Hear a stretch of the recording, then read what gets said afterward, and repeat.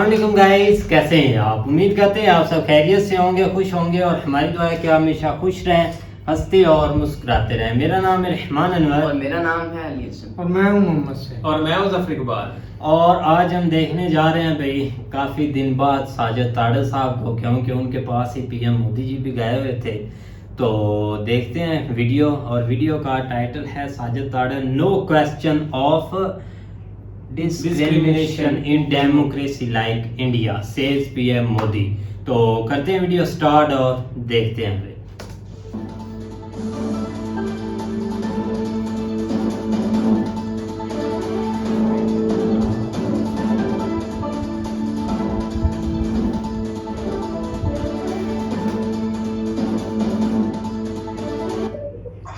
अस्सलाम वालेकुम, नमस्कार, सत श्री अकाल एंड गुड इवनिंग। मैं हूं अर्जुन आजमी और आप हमेशा की तरह से देख रहे हैं पॉइंट ऑफ व्यू। हमें जी ज्वाइन किया साजिद ताड़र साहब ने। बहुत शुक्रिया सर, क्या जा पाए। Thank you so much. Thank you so much. Sir बहुत से आपको देखने वाले और आपको सुनने वाले पूछ रहे थे कि आप भी मोदी जी से मिलने गए हैं और आज का दिन बड़ा ड्रामा तेज रहा उनका, क्या कहेंगे आप? देखिए, मैं खुद तो मोदी जी से नहीं मिला, लेकिन मेरे कई दोस्त जो हैं, बहुत जो करीबी दोस्त जो सुबह शाम जिनके साथ इकट्ठा होता हूँ, वो वहाँ मिलने गए थे। और हमारे जो एम्बेसडर साहब हैं तरनजीत संधू साहब हैं, जो वो आज उन्होंने बड़े अच्छे रंग की पगड़ी पहनी हुई थी, व्हाइट हाउस में खड़े थे। और मैं समझता हूँ उनका जो दौरा है बड़ा सक्सेसफुल जा रहा है। मैं मिले जुले जज्बात इसलिए हैं कि एक तरफ हमारा जो हमारे पड़ोस में हमारे जो बहन भाई हैं वो इतनी तरक्कियों पर है, और दूसरी साइड पे हमारा आज कभी बेंच टूट रहे हैं, कुछ टूट रहा है, तो हमारे जो है वो ठीक नहीं है, उस पर अफसोस होता है। मिले जुले से जज्बात है, लेकिन ये कि मैं बड़ा खुश हूँ। बल्कि डिटेल बताना चाहूँगा आपको। एक तो मौसम जो है वो 3-4 दिन से बारिश है बिल्कुल। आज अभी जो हम बात कर रहे हैं, इस वक्त मोदी जी कांग्रेस में स्पीच दे रहे हैं। उससे पहले डायस्पोरा इकट्ठा था व्हाइट हाउस के अंदर, छतरियां थी, बारिश हो रही थी। मोदी जी ने कल जो है एक तो यूनाइटेड नेशंस में उन्होंने इंटरनेशनल योगा डे, जिसको योगा डिप्लोमेसी का नाम दिया जा रहा है, कि उन्होंने योगा वहां पे किया। बहुत बड़ी बात है, बड़ी तादाद में लोगों ने इकट्ठा किया, इकट्ठे योगा किया, एक्सरसाइजें की। और खासकर योगा जो है, मैं समझा जाता है हमारे ईस्ट की, भारत की, ये हमारे एक हमारा एक खसूसी चीज है। उसको इंट्रोड्यूस कराना, पूरी दुनिया को दिखाना बहुत बड़ा आनर है मेरे ख्याल में। उसके बाद एंड्रयू एयरफोर्स बेस पे उनका त्यारा लैंड किया, आए वहां पे। और जो सबसे पहले इंपॉर्टेंट चीज है जो उन्होंने की, मैं समझता हूँ उस पर दुनिया ने बहुत ज्यादा उसको अप्रिशिएट किया। साइंस फाउंडेशन ने एक प्रोग्राम रखा हुआ था, स्किल डेवलपमेंट प्रोग्राम, उसके हवाले से उन्होंने बात की। उसमें स्पीच में उन्होंने खासकर एक लफ्ज इस्तेमाल किया है कि पाइपलाइन ऑफ टैलेंट, कि हम टैलेंट प्रोवाइड करेंगे अमेरिका को। और इस वक्त जो भारत है उसमें जो नई जनरेशन की यूथ पॉपुलेशन है वो बहुत ज्यादा है। उसको कहा जाता है कि इन्होंने इसको बल्कि नाम दिया स्किल इंडिया मिशन, कि हम स्किल्ड लेबर प्रोवाइड करेंगे। 10 मिलियन यूथ है इस वक्त भारत में, और वो आएंगे, उनके बारे में उन्होंने बातें की। और बिलखसूस इसी हवाले से बात करना चाहूंगा कि इन्हीं के मोदी जी किसी ट्रिप के दौरान इस वक्त जो हमारे भारतीय डायस्पोरा है जो आते हैं यहाँ पे H1B वीजा पे, उनको डिफिकल्टीज हैं, उसकी ईजमेंट के लिए भी जो है वो कोई अनाउंसमेंट होगी, ये भी सुनी जा रही है यहाँ पे बात। और उसमें एल वीजा जो है, पहले मैं बताना चाहूंगा कि H1B वीजा के ऊपर लोगों को जब अपनी टर्म ऑफ एम्प्लॉयमेंट खत्म होती है तो भारत जाना पड़ता है। वहां जाके कोविड के बाद जो कौंसल जनरल और वीजे के चक्कर है उसमें बहुत देर लग जाती है, फैमिलियां यहाँ होती हैं, बड़ी दुश्वारियां हैं। तो उसमें कोई बहुत बड़ा ऐलान करेंगे कि भारतीय जो हमारे आते हैं वहां से काम करने के लिए लोग, उनके लिए आसानियां पैदा की जाए। मैं समझता हूँ कि ये भी बहुत बड़ी बात होगी। उसके बाद मोदी जी की मुलाकात हुई है जो है सेमी कंडक्टर इंडस्ट्री, उनके लोगों से मुलाकातें हुई हैं। उसके बाद जी का जो सीईओ था उससे मुलाकात हुई। और तेजा जहाजों के जो इंजन बनाने के जो डील चल रही है, यहाँ पे मैं ये बताना चाहूंगा अभी तक सिर्फ दुनिया के 4 कंट्रीज हैं जिनके पास जेट इंजन बनाने की टेक्नोलॉजी मौजूद है, और उसमें India will be the next 5th one. बहुत बड़ी बात मैं समझता हूँ। उसके बाद ये है कि आपस में गिफ्ट्स जो है, डिप्लोमेटिक गिफ्ट्स जो हैं, उसका तबादला हुआ। जो आपकी भी घड़ियां होती थी, आपकी भी चीजें हैं, तोशा खाना आपको तो बहुत याद है वो सारी चीजें। बल्कि लोगों को ज़बानी लिस्ट याद है जो पाकिस्तान जाते थे गिफ्ट, वो किस तरीके से उनके दुबई में पहुंच जाते थे। तो मैं चाहूंगा कि आपके देखने वालों को वो भी बताऊं कि वो गिफ्ट क्या थे। इसमें मोदी जी ने एक उनको चप्पलों का बॉक्स एक उसको दिया है, जिसको मैसूर सैंडल बॉक्स वो दिया, और उसके अंदर में उसके ऊपर गणेशा की तस्वीर थी, एक लैंप था उसके अंदर, और 10 गिफ्ट थे 10 स्टेटों से। और खासकर वो जो मैसूर सैंडल बॉक्स दिया उसकी खसूसियत ये थी कि 80 साल और 8 महीने की जब एज किसी की हो जाती है तो उसकी बड़ी एक सिग्निफिकेंस होती है। सुना उस हवाले से ये गिफ्ट दिए उन्होंने। एक 7.5 कैरेट का लैब ग्रोन कैरेट का जो डायमंड है वो मिसेस फर्स्ट लेडी को दिया गया। उसके बाद उन्होंने एक आयरिश पोएट है जो कि इंडिया से बहुत ज्यादा इंस्पायर्ड था, उसका नाम है बटलर ईस्ट, उसकी किताब दी, फर्स्ट एडिशन जो प्रिंट था वो उन्होंने गिफ्ट की उनको। फिर जाहिर है दूसरी तरफ से भी रेसिप्रोकल बेसिस पे गिफ्ट होने थे, तो वो हमारे जो बाइडेन साहब ने भी विंटेज कैमरा दिया, एक कोडेक का कैमरा दिया उनको, अपने जमाने का जो बचपन में जिसके कैमरे खेलते थे वही दे दिया उन्होंने। एक उन्होंने बुक दी है, रॉबर्ट फ्रॉस्ट की बुक दी है उन्होंने, और एक वाइल्ड वेस्ट की तस्वीरों की जो एल्बम थी वो उन्होंने दी है। ये गिफ्ट उन्होंने किए हैं। और उसके बाद मैं समझता हूँ कि अब कल तक है मोदी जी यहाँ।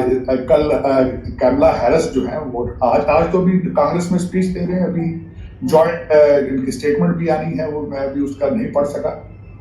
लेकिन ये कि कल मैं खुद भी कैपिटल हिल पर हूँगा। मैंने खुद मेरी कल 3 कांग्रेसमैन हैं जिनके साथ मेरी मुलाकात है, और मैं कोशिश करूंगा कि उसी हाल से तस्वीर लेकर आपसे शेयर करूं जहां आज मोदी जी बोल रहे हैं, क्योंकि मैं भी कल वहां पे मेरे दोस्त हैं एक कांग्रेसमैन, वो हमें लेके जाना चाहते हैं just as a gesture, as a friendship, साथ ले जाके तो पूरा प्रोसेस जो वोटिंग है तो वो दिखाना चाहते हैं। तो कल तस्वीर लूंगा, कोशिश करूंगा आपके साथ शेयर करूं उसको।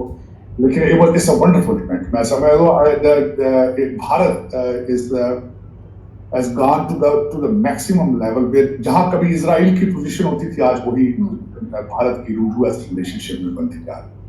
बिल्कुल ऐसा ही सर, मैंने थोड़ा बहुत देखा है, बल्कि इंडियन चैनल पे ही देखा। हमारे चैनल तो लग रहा है जैसे कुछ हो ही नहीं रहा है, बिल्कुल सन्नाटा है, किसी किस्म की कोई न्यूज़ नहीं आ रही।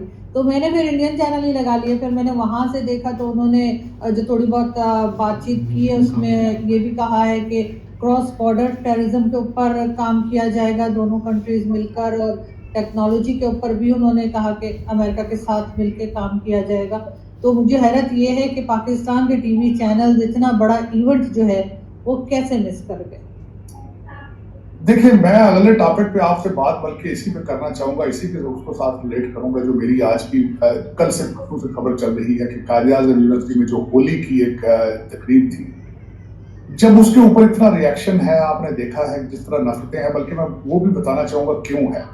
मैं ये बताना चाहूंगा कि 100 स्टूडेंट थे कायद-ए-आज़म यूनिवर्सिटी में, हिंदू जो स्टूडेंट है वो, उनके साथ अगर उन्होंने कायद-ए-आज़म यूनिवर्सिटी के स्टूडेंट्स ने मोहब्बत का, प्यार का अगर इजहार किया है तो उसमें आपका ईमान इतना कमजोर है कि होली खेलने से आप नामुस्लिम हो जाते हैं। एक तो मुझे सब तशवीश है।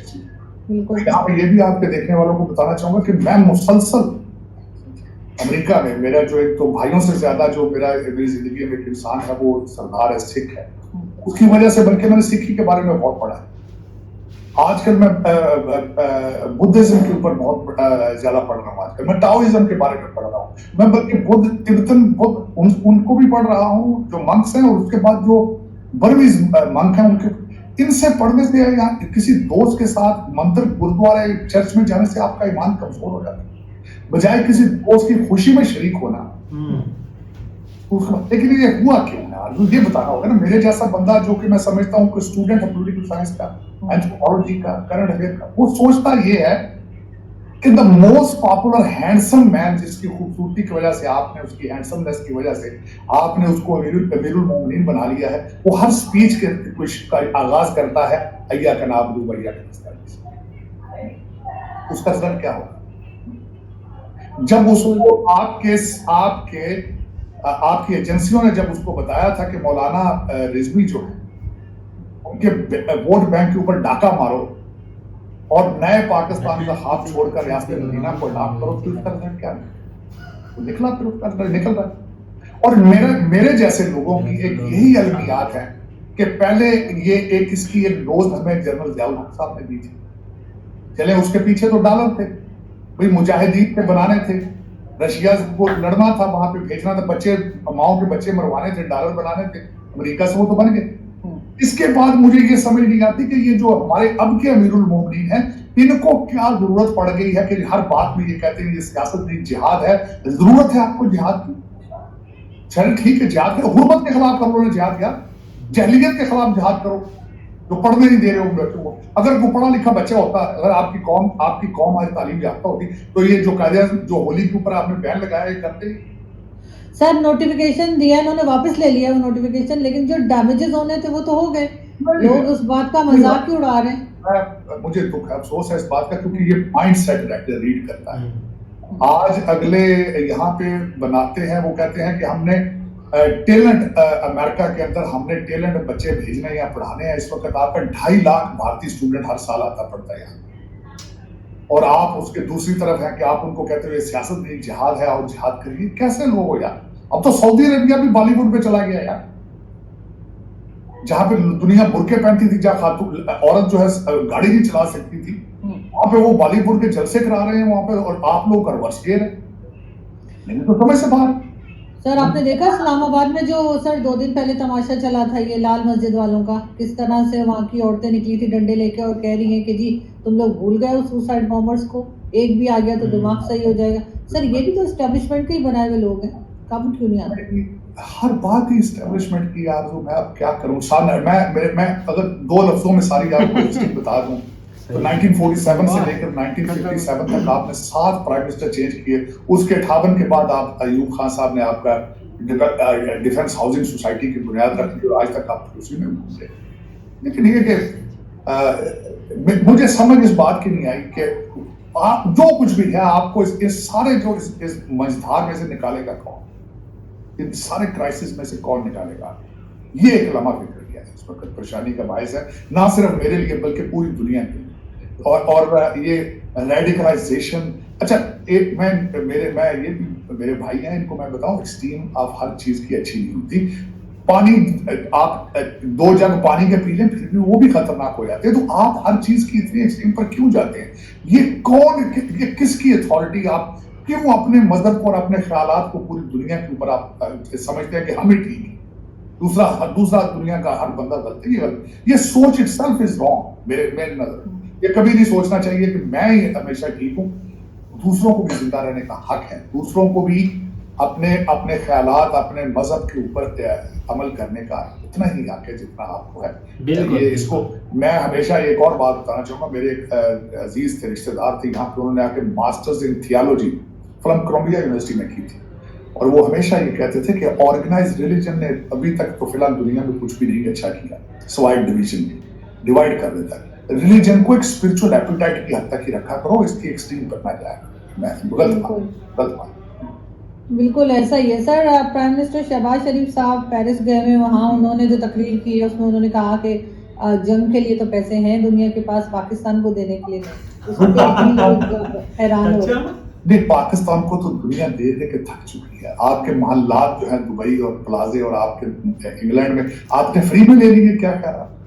दुनिया तो देती है आपको, दुनिया तो दे दे के थक चुकी है, दुनिया बैंकरप्ट हो चुकी है आपको पैसे दे दे, लेकिन आप पैसे रखे भी तो सही पाकिस्तान में। मैंने अगले दिन, मैंने शायद आपको नहीं मेंशन किया, मैंने एक टेक्स्ट किया था कि 14 मील के अंदर इनकी हुकूमत है, हमारे मियां साहब की शबा 14 मील के अंदर 90,000 गाड़ी है इनकी फेडरल गवर्नमेंट, 50 अरब रुपए का ये सालाना तेल जलाते हैं। 2.5 अरब रुपया हमारे मिस्टर जो वज़ीर आज़म इन ट्रेनिंग है, उन्होंने 2.5 अरब रुपया खर्चा किया है ट्रेनिंग टूर्स के ऊपर। तो आप कहते हैं कि आप बैंकरप्ट होने वाले? मैंने अगले दिन आर्टिकल पढ़ा है कि आपके चेयरमैन सेनेट ने अपने आप को जो मराद दी है, और जो आप 12 मुलाज़मीन फॉर लाइफ, बिल्कुल ऐसी बात सर, उस पे बहुत एतराज हो रहा है सर, उसके ऊपर काफी एतराज किया जा रहा है। एतराज तो हर चीज पे होता है आंसू, लेकिन उस पे कभी इम्प्लीमेंट भी कोई चीज हुई?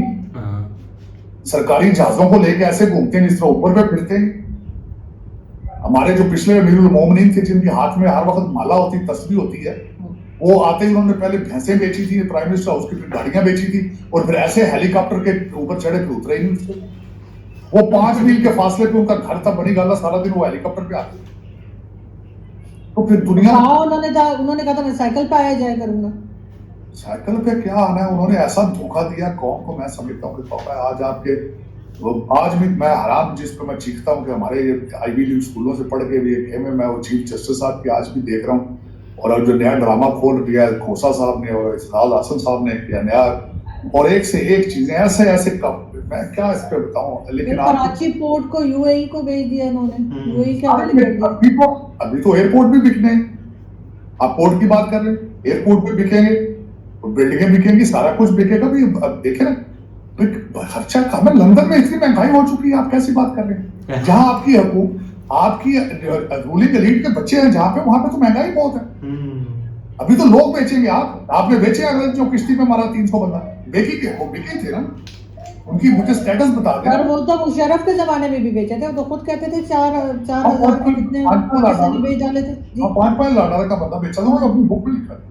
लेकिन देखना आप लोग, दुख है, अफसोस है, क्या हो सकता है। खासकर मैं जब देख रहा, यहाँ देखता हूँ भारत की तरक्कियां देखता हूँ, तो दिल को मलाल तो होता है, इंसान है, सोचे तो दुनिया कहाँ जा रही है, दुख तो होता है, क्या करें। लेकिन अगर हम टीवी पे नहीं दिखाएंगे तो उसका क्या मतलब है कि भारत में कुछ नहीं हुआ है। हम जिस तरीके से अपनी न्यूज चलाते हैं, जैसे हमारे टीवी चैनल्स हैं, उस पर आप कोई भरोसा नहीं करते। आरज़ू, इस वक्त दुनिया जो है वो टीवी देखती कोई नहीं। इस वक्त सोशल मीडिया पे हर इंसान का अपना एक, अपनी प्रायोरिटीज हैं। कोई ट्वीट से देखता है, कोई कुछ जगह से देखता है। अब टीवी एक ओल्ड फैशन हो चुका है। इस वक्त खबरें जो है मुख्तलिफ जराए के जरिए पहुंच रहे हैं, जो जानने वाले हैं। मेरे जैसा बंदा जिनको एपेटाइट होती है हर वक्त टू नो इट, मैं बिल्कुल कोई किसी किस्म का टीवी ना, सीएनएन देखता हूँ, फॉक्स देखता हूँ, लेकिन सारा दिन मैं कंप्यूटर पे मेरे सारा दिन की ख्वाहिश होती, सर्टन प्रोग्राम देखता हूँ, सर्टन वेबसाइट पे जाके पढ़ता हूँ। ब्लूमबर्ग है आपका, मैं तो सीएनएन भी पढ़ लेता हूँ, मैं उसके टीवी पे जाके बैठता नहीं, टाइम लगता है उसमें। बल्कि कई आर्टिकल तो मैं गाड़ी में बैठ कर सुनता हूँ, इनके फॉक्स के और इनके जो आर्टिकल, सर्टन जो इनके एडिटोरियल होते हैं। लेकिन हर बंदे का अपने अपने चॉइसेस है, बट नॉट टीवी है मेरे ख्याल में। अगर आप ये समझें कि टीवी बंद करके आपने लोगों को इन्फॉर्मेशन नहीं देनी, अब लोग मेरे ख्याल में टीवी से बेजार हो चुके हैं। बिल्कुल सर, मुसद्दिक मलिक साहब का कहना है कि 20 से 25 बिलियन डॉलर की इन्वेस्टमेंट आ रही है यूएई से, कतर से, चाइना से, पता नहीं कौन कौन सी कंट्रीज, उन्होंने लिस्ट भी बता दी है। तो क्या वाकई में कुछ आ रहा है? और बिलावल भुट्टो कह रहे हैं कि अब अच्छे दिन आने वाले हैं, क्योंकि वो खुद आ रहे हैं बकौल उनके अच्छे दिन आ रहे हैं, पाकिस्तान के अच्छे दिन थोड़ी आ रहे हैं। उन्होंने तो यही कहा ना, अच्छे दिन आने वाले मेरे, उन्होंने साथ स्लोग उन्होंने कहा था भाई, मेरे, उन्होंने कहा अच्छे दिन आने वाले हैं मेरे, उन्होंने लफ्ज ये इस्तेमाल किया होगा। तो वो पाकिस्तान के अच्छे, या तो बता दे मुसद्दक मलिक साहब, बिलावल साहब, भुट्टो साहब बता देना भाई ये फला हमने स्टेप ले लिया है, इसकी वजह से दुनिया भाग भाग के यहाँ आएगी काम करने के लिए, ये इन्वेस्टमेंटें आएंगी तो इस वजह से आएंगी, बता भी तो देना वजह कोई। मेरी नजर में जब तक अदालतें और लॉ एंड ऑर्डर ठीक नहीं करेंगे, इन्वेस्टमेंट दूसरा तो अलग की बात है, पाकिस्तानी ओवरसीज जो है वो जाने से डरते हैं वहां पे। मेरे जैसा बंदा यहां से चढ़ता है, एंटी डिप्रेसेंट खाता है पहले, कि पता नहीं मैं जा रहा हूं, लैंड अनप्रिडिक्टेबल है, पता नहीं कौन उठा के ले जाए, क्या पता क्या होना मेरे साथ। तो ये तो एक हाँ, ये जरूर है, ये जिस तरह की बातें कर रहे हैं आप कि अब अच्छे दिन आ गए, कौम के अच्छे दिन, यही तो पिछले अमीरुल मोमिनीन भी कहते हैं, हर बंदे ही कहता है। एक कुछ अल्फाज इन्होंने सियासी बना, कहते हैं हमें खजाना खाली मिला था। ये तो सभी कहते हैं सर, कोई ऐसा नहीं आया जिसे भरा हुआ मिला। सियासी होते हैं। बाहमी ताल्लुकात के ऊपर हमने डिस्कशन की, अब खतरा टल चुका है, अब मुल्क नाजुक मोड़ से गुजर रहा है, अब हम तकदीर बदल देंगे, हम कानून किसी को हाथ में नहीं लेने देंगे। ये सारे तो एक सियासी किस्म के बयानात हैं। इसी तरह वो मलिक साहब को भी पूछा होगा, काफी अरसा हो गया सर आप टीवी पे नहीं आए, तो उन्होंने कह दिया होगा यार सारा कुछ आ रहा है, दुबई भी आ गया, सऊदी अरेबिया भी आ गया, ये भी आ गया, भाई क्यों आएगा भाई, ये भी तो बता दो साथ रीजन यार। सर इसाक डार साहब ने जर्नलिस्ट को थप्पड़ जड़ दिया, उसने सवाल पूछे थे। मेरे ख्याल में थोड़ा सा उन्होंने बोले, थप्पड़ तो तक तो नहीं गए मेरे ख्याल में, उन्होंने यही कहा था यार मेरी जान छोड़ दो, मैं बहुत परेशान हूँ, मैं सर में दर्द है, पैसा डॉलर है नहीं, मैं तो आया था भाई लंदन से बड़ी उम्मीदें लेकर, यहाँ आपके पास कुछ भी नहीं है। तो वो घबराए हुए जरा लग रहे थे मुझे। लेकिन जर्नलिस्ट का दावा है सर, ये बेटा पता नहीं वीडियो आज नहीं वो आई दावा है है, बट आज कह रहे नहीं मुझे थप्पड़ मारा, लेकिन मुझे क्योंकि मैंने वीडियो 2-3 दफा रिवाइंड करके देखी, मुझे लगा नहीं कि उन्होंने थप्पड़ मारा, क्योंकि आसपास काफी और लोग भी थे। लेकिन खैर कुछ भी हो सकता है। मैंने जो आपको बताया है कि उस मुल्क में रहना एक तो फुल टाइम जॉब है, और उस मुल्क में कुछ भी हो सकता है, इसमें कोई शक नहीं है। थप्पड़ जूते मूते मारना ये सब तो मामूल का हिस्सा है ना। बिल्कुल ऐसा ही है। लेकिन सर आखिर में हमें एक अफसोसनाक वाकया भी हुआ है, जिसमें कुछ लोग टाइटैनिक देखने के शौक में समंदर के नीचे गए थे, और उनका अब ये अनाउंस कर दिया गया है कि जी डेथ हो गई है आप और चीजें नहीं खत्म हो वापस गई आ। थी उसकी आज बात उसमें कल मैं है तो अफसोसनाक खबर है, इस पे मजाक तो नहीं उड़ाना चाहिए, लेकिन कल यहाँ हाँ, किसी ने कॉमेडियन ने कहा था कि दुनिया के अमीर लोग समुद्र के नीचे जाके देखना चाहते थे कि पुराने जमाने के अमीर लोग कैसे मरे थे, क्योंकि बिल्कुल। जाने वाले भी बिलियनर थे जो नीचे टाइटैनिक में जो मरे थे वो भी। मुझे कल मैंने भी सर यही कहा था कि पता नहीं क्या सूझी, अगर इतना फालतू पैसा था तो किसी सही जगह लगा लेते, नीचे जाकर देखने का। तो उस पर काफी लोग खैर मुझसे नाराज भी हो गए कि मैं मजाक उड़ा रही हूँ, लेकिन मजाक नहीं उड़ा रही थी, मैं एक सही बात कर रही थी अपने हिसाब से। लेकिन सर क्या मतलब आपके ख्याल से काफी मशहूर कंपनी होगी जो इस किस्म का अरेंज करती होगी, और फिर ये हादसा हो गया? देखिए आरसू जब जहाज करते हैं वो भी तो बड़ी बड़ी अच्छी कंपनियों के होते हैं, बस चीजें हम्म, मेल फंक्शन, मशीन का क्या पता कब मेल फंक्शन कर जाए। उनके उसके अंदर मैंने जो देखा मेरे ख्याल में they had about 90 hours oxygen in their, लेकिन कहीं से लीक हो गई होगी। आज आ गई यहाँ पे खबर कि उसको स्ट्रोक के ऑक्सीजन उसमें शॉर्टेज थी। लेकिन देखें आरजू, जब भी आप मशीन पे रिलाई करते हैं, जहाजों पे चढ़ते हैं, गाड़ियों के हादसा होते हैं, ये एक हादसा ही था, इसमें किसी की इंटेंशन नहीं थी। लेकिन उन लोगों के शौक की बात होती है ना। देखें कई लोग ग्लाइडिंग करते हैं, कई डाइविंग करते हैं, ये सारे अपने अपने शौक की बात है। मेरे जैसे बंदा जो था, मेरी तो माँ मुझे स्विमिंग ही नहीं सीखने देती थी, कहती थी बेटा जो हमेशा तैरते हैं वही डूबते हैं। तो फिर हम तो बिल्कुल है। डरपोक किस्म के लोग हैं, किनारे पे बैठ के तो पानी को एंजॉय कर लेते हैं बजाय कि उसको में छलांग लगाई जाए। बिल्कुल ऐसा ही सर। लेकिन 12 लोगों को एहतियात करनी चाहिए। मुझे नहीं पता इस किस्म के मैं तो बिल्कुल शौक नहीं जाता जी, लोगों के क्यों होते हैं। मैं तो कश्ती में नहीं बैठता, तो वो तो बंदा नीचे चला गया पानी के, मैं तो पानी के ऊपर भी नहीं कश्ती में बैठता। बिल्कुल मेरा नहीं ख्याल है कि इस किस्म के शौक रखने चाहिए। बहुत शुक्रिया सर कि आपने आज ज्वाइन किया। Thank you so much. Thank you. हाँ जी गाइस, तो जैसा आपने भाई देखा, बिल्कुल साजिद साहब ने भाई तारड़ साहब ने बहुत अच्छी बातें की है, लेकिन पीएम मोदी जी को लेकर जो उनके पॉइंट ऑफ व्यू है ना, वो बहुत हटके हैं। क्योंकि पहले आज उन्होंने शुरू से ना सुकून से लगे रहे हैं 10 मिनट। सुहेल भी बोल रहा था कि यार को पाकिस्तान का टॉपिक आना है तो साहिद तारड़ साहब ने लाल हो जाना है, और लाल वो वाकई हो गए थे। क्योंकि भाई उनको गुस्सा आता है इन पर, पाकिस्तान पर। जैसे वो देख रहे हैं ना कि इंडिया की तरक्की, और देखते हैं और खुश होते हैं, और इधर हमारी तरक्की को डूबते हुए भाई वो नहीं, तरक्की की बात ही ना आप करें, आप तरक्की कर नहीं रहे। लेकिन ठीक है भाई, साजिद तारड़ साहब उधर अमेरिका में थे, खुशकिस्मत भाई ये भी उधर हैं। लेकिन एक पीएम मोदी से भाई उनकी मुलाकात नहीं हो पाई, ये इनको दुख रहेगा कम से कम। लेकिन फिर भी उम्मीद कर रहे हैं कि जिधर उन्होंने स्पीच दी है ना, उधर जाकर एक सेल्फी बना लूँ। वो भी बहुत बड़ी बात है, यकीन करें। एक लेकिन टॉपिक काफ़ी, हमने तो एक सुबह भी वीडियो बनाई थी भाई, एक मतलब कि स्पीच का एक अलग ही उनका लेवल था। लेकिन देखा जाए तो स्पीच ही देख दी थी, स्पीच पूरी देख दी थी। एक स्टार्ट तो किया था कि 10 मिनट देखेंगे, लेकिन फिर भाई एक स्पीच ही पूरी सुन ली, क्योंकि बातें काफ़ी एक अच्छी मतलब के कर रहे थे। लेकिन साजिद तारड़ साहब भी भाई एक एक्सप्लेन करते ना एक डिटेल से, तो फिर एक अच्छा होता। नहीं बिल्कुल, नेक्स्ट जब आएंगे ना तो उसमें वो काफ़ी डिटेल से बताएंगे, क्योंकि इस वक्त जब वो इंटरव्यू दे रहे थे ना, उस वक्त स्पीच उधर चल रही थी कांग्रेस में, वो कांग्रेस जो उनकी थी जो जगह थी वहाँ पे।